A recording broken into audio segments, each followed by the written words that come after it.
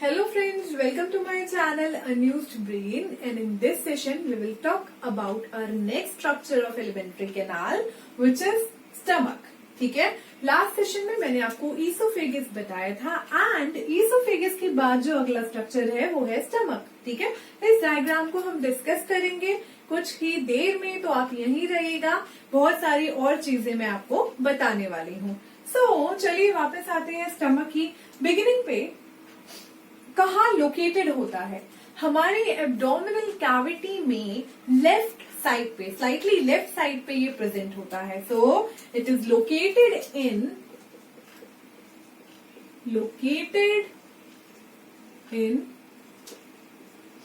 Upper left portion of alimentary canal. Upper left portion इसका location है, left में present होता है. स्टमक क्या है बच्चों? ये स्टोरेज चेम्बर है. जो भी खाना हम खाते हैं ईसोफेगस से वो स्टमक में जाता है फॉर फर्दर डाइजेशन, और वो वहां पे कुछ घंटे रहता है, उसका डाइजेशन होता है ना प्रॉपरली, और वो डाइजेस्ट होता है. और उसके बाद फाइनली वो small intestine then large intestine, और वो आने से जो अनडाइजेस्टेड वेस्ट होता है वो बाहर निकल जाता है. ओके, सो स्टमक हम डिस्कस कर रहे हैं, ये इसका लोकेशन है. मोस्टली आपने सुना होगा कि इसके बारे में एक लाइन लिखी होती है, it is a bag like structure, right? So J shaped bag like structure. ठीक है, सो इससे आप ये टर्म जरूर याद रखिएगा, क्वेश्चन आता है इससे. It is a J shaped bag like structure को देखिए और थोड़ा सा अंदाजा लगाइए. ठीक है, जे शेप्ड बैग लाइक स्ट्रक्चर. इसीलिए हल्का स्लाइटली इस तरफ उसका टर्न है कि वो एक जे लेटर फॉर्म कर रहा है. So it is a J shaped bag like structure. Now और इसके बारे में क्या इंपॉर्टेंट बात है? It is the widest part of alimentary canal. ठीक है, ये भी एक इम्पॉर्टेंट चीज है जो कि पूछी जा सकती है. ये केनाल, ठीक है, ये जो ईसोफेगस है ये भी देख सकते हैं आप कितना सा, इतना वाइड है सिर्फ. Then duodenum, first part of small intestine called duodenum, ये भी ठीक है, इतना ज्यादा वाइड नहीं है. स्टमक कितना ज्यादा वाइड है. ठीक है, so it is the widest part of alimentary canal. बहुत ज्यादा खाना स्टोर करने के लिए वाइडेस्ट पार्ट ऑफ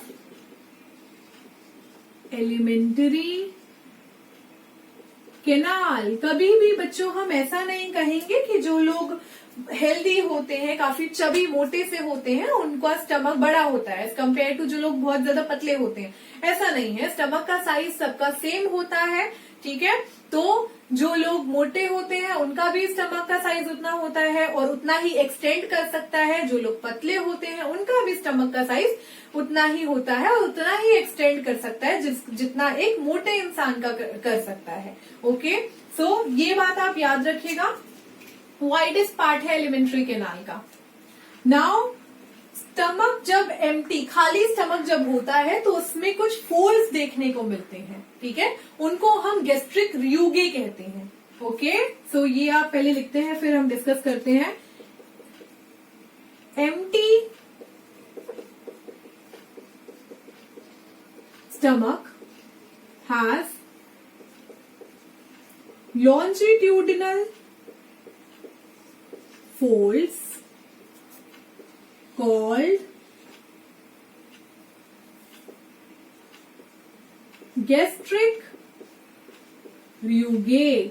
ठीक है, जब हमारा स्टमक खाली होता है तो वो बहुत सुकड़ा हुआ होता है और उसमें बहुत ज्यादा ना फोल्ड्स आपको देखने को मिलेंगे जिनको गैस्ट्रिक रियूगे बच्चों कहा जाता है. ओके, तो एम्प्टी स्टमक में कुछ फोल्ड्स आपको देखने को मिलेंगे, सुकड़ा हुआ वो आपको देखने को मिलेगा. ये गैस्ट्रिक रियूगे वहां पाए जाएंगे. ठीक है, जब हम बहुत सारा खाना खा लेते हैं तो क्या होता है, हमारा स्टमक जो है वो एक्सटेंड हो जाता है. जब वो एक्सटेंड हो जाएगा तो ये जो गैस्ट्रिक रियूगे है डिसअपियर हो जाएंगे.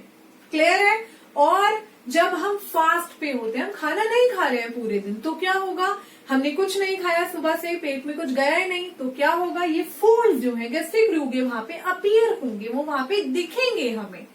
क्लियर है बच्चों? तो गैस्ट्रिक रियूगे लॉन्जिट्यूडनल फोल्ड्स होते हैं हमारे एम्प्टी स्टमक में दिखाई देते हैं, ठीक है, स्टमक में होते हैं और एम्प्टी स्टमक में हम इनको देख सकते हैं। यहां तक बातें क्लियर है। चलो अब चलते हैं इसके डायग्राम पे। नाउ ये एक जे शेप्ड बहुत सुंदर सा बैग लाइक स्ट्रक्चर है, ठीक है, स्टमक। ओके, शुरू करते हैं ऊपर वाले पोर्शन से। यहाँ पे ईसोफेगस खत्म होती है और एक ओपनिंग पे स्फिंक्टर लगा होता है। The sphincter is called cardiac sphincter. इसको मैं यहां नहीं लिखती हूँ, रुकिए, इसको मैं यहां लिख देती हूँ। The sphincter is called cardiac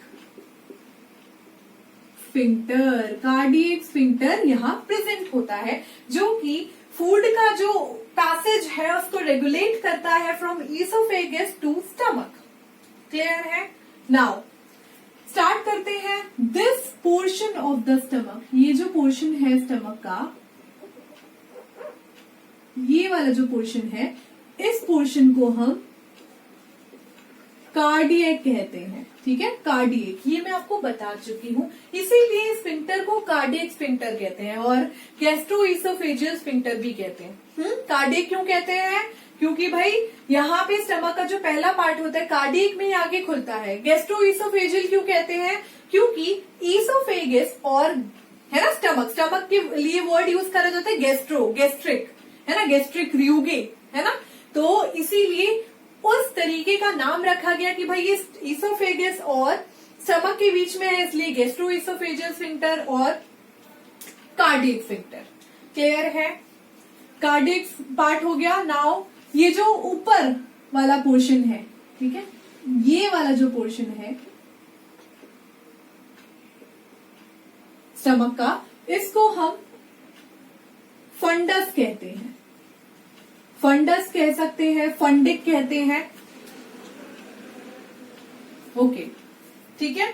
this widest portion, बीच वाला जो पोर्शन है, it is called the body of stomach.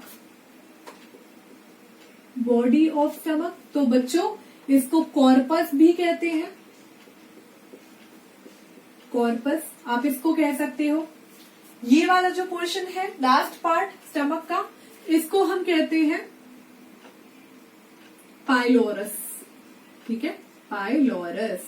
Pylorus, pylorus reason में आपको दो चीजें देखने को मिलेंगी, ठीक है। ये जो रीजन है, ये है पाइलोरिक एंट्रम, पाइलोरिक एंट्रम, और ये जो केनाल है, लास्ट पार्ट जो है स्टमक का, this canal is called pyloric canal. जब ये स्टमक ओपन होता है इस डियोडेनम में, ये स्मॉल इंटेस्टाइन का पहला पार्ट है और इसका क्या नाम है? इसका नाम है डियोडेनम। जब ये इसमें एंटर होता है, यहाँ पे भी एक ओपनिंग प्रेजेंट होती है।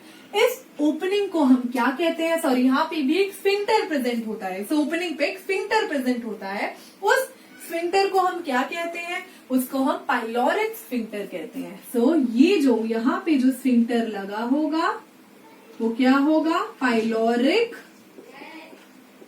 स्फिंक्टर। पाइलोरिक स्फिंक्टर लगा होगा, जिसकी वजह से जो हमारा फूड है, काइम है, ठीक है, काइम के बारे में अभी डिस्कस करेंगे। जो हमारा फूड है, यहाँ पे फूड को काइम कहते हैं बच्चों। काइम जो है वो डियोडेनम में एंटर करेगा। क्लियर है? नाउ ये वाला जो रीजन है, पीछे वाला जो रीजन होता है स्टमक का, इसको हम ग्रेटर कर्वेचर कहते हैं। This is greater curvature, greater curvature, and this is lesser curvature, lesser curvature. Greater curvature हो गया, लेसर कर्वेचर हो गया। सो बच्चों, ये है हमारा स्टमक और ये इसके पार्ट्स हैं, जिसमें 3 मेन पार्ट्स हैं। पहला कार्डियक, दूसरा फंडस और फंडिक, और तीसरा पाइलोरस, ठीक है। ये 3 पार्ट्स मेन है जो कि आपको याद रखने हैं। आपकी एनसीईआरटी में जितने दिए हुए हैं वही आपको लेबलिंग के लिए आएंगे, ठीक है। बाकी जो मैंने आपको चीजें बताई हैं वो आपकी जानकारी के लिए बताई हैं। आप इनको याद रखिए मत रखिए, आपकी मर्जी, ठीक है। बॉडी आप याद रखिएगा, body is called corpus. Now हम इस स्टमक की हिस्टोलॉजी भी पढ़ लेते हैं। जैसे कि मैंने आपको एलिमेंट्री कैनाल है ना, हिस्टोलॉजी बताई थी एलिमेंट्री कैनाल की, लेकिन मैंने वहां पे स्टमक में कुछ एक्स्ट्रा लेयर बताई थी। ओके, तो चलो एक बार हिस्टोलॉजी दोबारा से देख लेते हैं स्टमक। चलिए अब हिस्टोलॉजी देखते हैं स्टमक की। So here we have the first layer और द आउटर मोस्ट लेयर। ठीक है, ये नाम आप जानते हो। 4 बेसिक चीजें तो मैं आपको बता चुकी हूं। तो पहली जो लेयर है वो है serosa, then muscularis, then submucosa और म्यूकोजा। ओके, तो सेरोसा हो गई, then we have longitudinal muscle layer. तो ये वाली जो है हमारी लॉन्जिट्यूडनल मसल लेयर मस्कुलरिस की। Then we have circular muscle layer. So circular muscle layer. इन दोनों चीजों को बच्चों आप कैसे याद रख सकते हो? जैसे हमेशा आप ये बोला outer longitudinal inner circular, outer longitudinal inner circular, तो ऐसे ही आपको याद हो जाएंगी कि पहली लॉन्जिट्यूडनल है और जो दूसरी है वो है सर्कुलर मसल लेयर। स्टमक के केस में here we have additional layer which is oblique muscle layer. ठीक है, तो एक एडिशनल लेयर भी है भैया यहाँ पे। कौन सी है वो additional layer? Oblique muscle layer. Okay, और इन तीनों को मिला के बन गई है हमारी मस्कुलरिस। तो इससे हम कहते हैं मस्कुलरिस लेयर। ये हमारी मस्कुलरिस लेयर है। मस्कुलरिस लेयर के बाद हमारी जो नेक्स्ट लेयर है वो है सब म्यूकोजा। तो ये है हमारी, ठीक है, ये ले लीजिए, ये वाली जो है हमारी सब म्यूकोजा लेयर है। सब म्यूकोजा लेयर के बाद जो इनर मोस्ट होती है वो होती है म्यूकोजा। तो चलो इसके बाद म्यूकोजा बनाते हैं, और मैं बना रही हूं म्यूकोजा की लास्ट लेयर। ठीक है, which is epithelial layer. And here we have lumen of alimentary canal, lumen of stomach. Okay बच्चों, सो जैसे कि मैंने आपको बताया था कि म्यूकोजा में वी हैव 3 लेयर। ठीक है, muscularis mucosae, lamina propria and epithelial layer अंदर वाली। ओके, सो ये जो पूरी है इसमें तीनों लेयर है, तीनों मैंने नहीं बताई है पर तीनों ही होंगी प्रेजेंट। ये है म्यूकोजा। ओके, म्यूकोजा में जो एपिथेलियल लेयर होती है, इनकी फोल्डिंग से यहां फॉर्म होती है बच्चों एक gland which is gastric gland. Okay, तो ये वाली जो फोल्डिंग से ग्लैंड फॉर्म हुई है ये है हमारी गैस्ट्रिक ग्लैंड, जो सिक्रीट करती है गैस्ट्रिक जूस। और इसमें बहुत सारी सेल्स होती हैं जिनकी स्टडी हम नेक्स्ट सेशन में करेंगे। मैं नेक्स्ट सेशन में इसको डिटेल में बताऊंगी। लामिना प्रोप्रिया के लेवल तक ही ये गैस्ट्रिक ग्लैंड होती है, हमारी एपिथेलियल लेयर की फोल्डिंग से बनी होती है। ओके, एंड ये जो सरफेस सेल्स हैं, ठीक है, एपिथेलियल लेयर है, इसमें कुछ सरफेस म्यूकस सेल्स होती हैं जो कि म्यूकस यहाँ सिक्रीट करती रहती हैं। इनके म्यूकस सिक्रीट करने के कारण यहाँ पे एक थिक कवरिंग फॉर्म हो जाती है म्यूकस की, जो कि हमारे स्टमक को HCl से प्रोटेक्ट करती है। क्लियर है? तो ये क्या है बच्चों, यहाँ हमारा स्टमक का इनर पोर्शन होगा, ये उसकी वॉल है, स्टमक की वॉल है, और ये लाइनिंग है इनर की तरफ। ठीक है, अंदर की तरफ वी हैव म्यूकोजा, लास्ट वाली एपिथेलियल, और यहाँ प्रेजेंट होती हैं बहुत सारी गैस्ट्रिक ग्लैंड्स। देख रहे हैं आप? और यहीं से वो सिक्रीट कर देंगी गैस्ट्रिक जूस स्टमक के अंदर। क्लियर है? ये वाली हिस्टोलॉजी आपको समझ आई स्टमक की? तो यहाँ पे स्टमक के अंदर चीजें भाई ये सिक्रीट कर देगी, अपना जूस सिक्रीट कर देगी। ठीक है, और बहुत सारी चीजें जो यहाँ से सिक्रीट होती है, HCl जो भी चीजें यहाँ से सिक्रीट होती हैं वो सिक्रीट कर देगी। ठीक है, वो जो सारी चीजें हैं, गैस्ट्रिक ग्लैंड की जो सेल्स हैं, वो हम नेक्स्ट सेशन में डिस्कस करेंगे। ओके बच्चों, सो यहां तक आपको क्लियर हुआ? नाउ एक और चीज रह गई, मैंने आपको काइम बताना था। What is crime?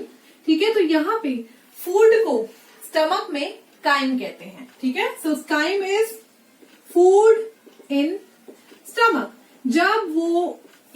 ईसोफेगस में होता है, ठीक है, बकल कैविटी में बोलस। बोलस की फॉर्म में वो आया ईसोफेगस से, जब वो पहली बार स्टमक में एंटर करेगा वो बोलस ही रहेगा, लेकिन 1 घंटे बाद वो और डाइजेस्ट हो जाएगा, ठीक है, पार्शियली, पूरा तरीके से पार्शियल डाइजेशन उसका हो जाएगा, और उस फूड को तब मैं काइम बोलूंगी, बोलस नहीं काइम बोलूंगी। So chyme is what? Bolus plus acidic content of stomach. तो काइम आप याद रखिएगा। देन आगे चल के हम एक और नाम पढ़ेंगे फूड का जो बिल्कुल डाइजेस्ट हो जाता है और बिल्कुल कैसी फॉर्म में होता है? फ्लूइड फॉर्म में, ठीक है, सेमी फ्लूइड फॉर्म में जब वो आ जाता है तो उसको एक और नाम देते हैं। यहाँ पे एक ऐसा है, ये यहाँ पे फ्लूइड का मिक्सचर है, ठीक है, जैसे कि हम कह सकते हैं जो खाने होते हैं, खिचड़ी हो गई, दलिया हो गया, इस तरीके की जो फॉर्म होती है जिसमें liquid content plus solid content होता है, तो डाइल्यूशन वाला फॉर्म होता है लेकिन थोड़ा सा थिक भी होता है, उस तरीके के फूड को हम काइम कहते हैं। ओके, स्टमक में फूड को काइम कहते हैं। और जब बिल्कुल सॉलिड होता है तो उसको बोलस कहते हैं, क्योंकि वो बिल्कुल घुला नहीं ना, अभी पूरी तरीके से नहीं घुला। ओके, सो यहाँ पे हमारा ये सेशन खत्म होता है और हमारे नेक्स्ट सेशन में हम गैस्ट्रिक ग्लैंड को डिटेल में डिस्कस करेंगे। Thank you.